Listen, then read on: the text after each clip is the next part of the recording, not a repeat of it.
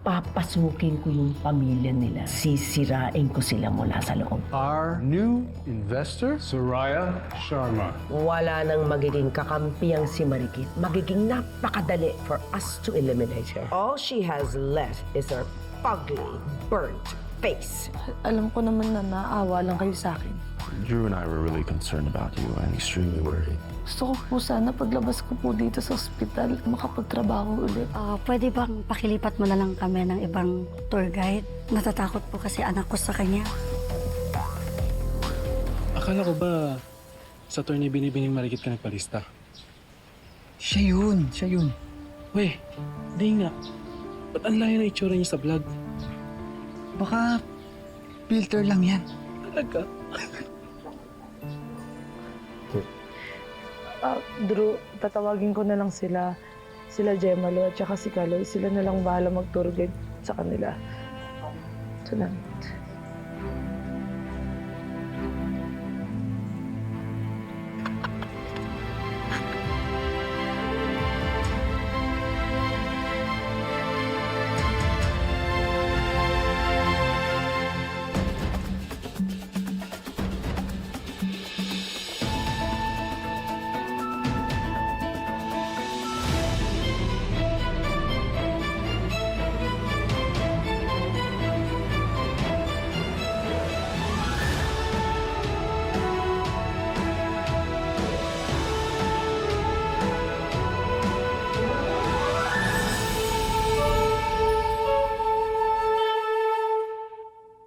Guys, na-scam kami.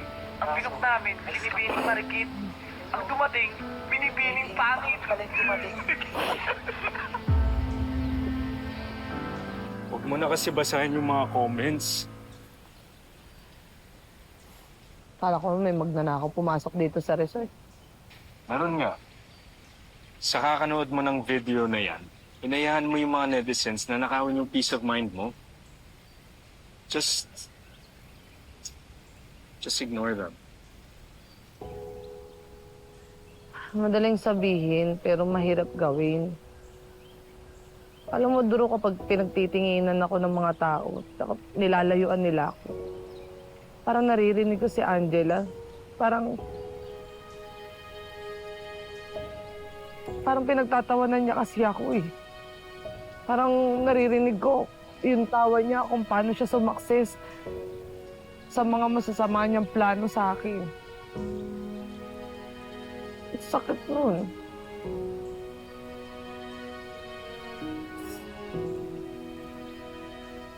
Anong ibig mong sabihin? Iniisip mo ba na may kinalaman si Angela dun sa sunog? Ano pa nga ba? Oo. Teka lang Tikit, si Angela, spoiled brat lang naman. I don't think may capability siya or resources para gawin yun. Sige, Drew. Wala na nga si Tita Rica. E paano kung may tumutulong sa kanyang iba? Diba? Kit! Kikit! Nanap ka ni Sir William. Urgent daw. Ito na. Sir William.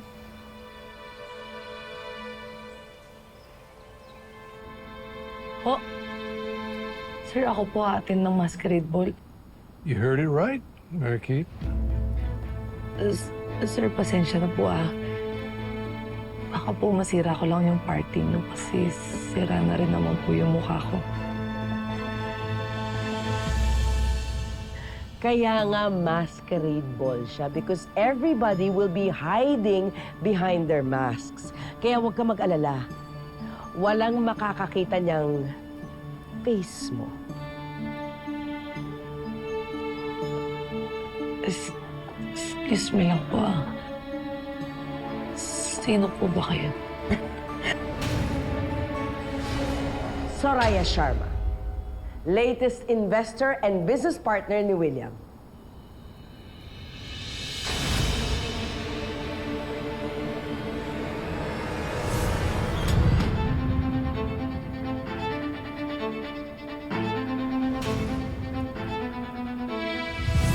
Yes?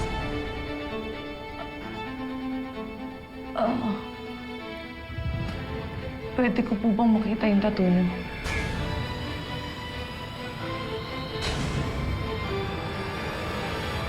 Why do you need to see your tattoo?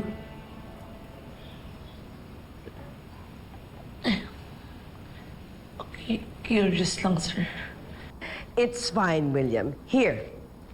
I got this during a business trip last year. Happy?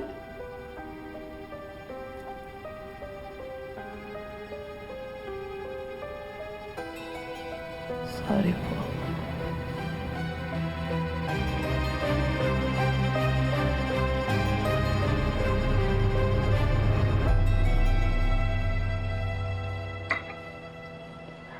Oh my God.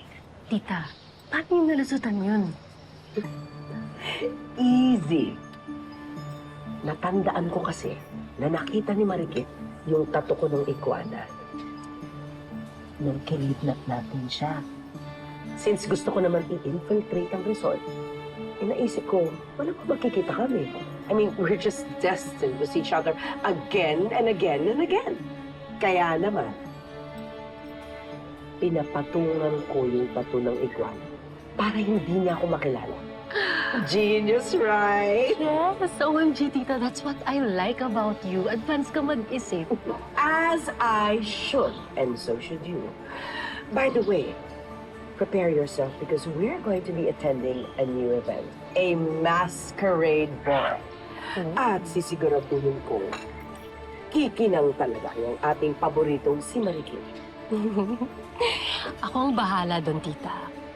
I'll make her shine. At sasweruhan ko siya ng napakaraming kape para kabahan siya.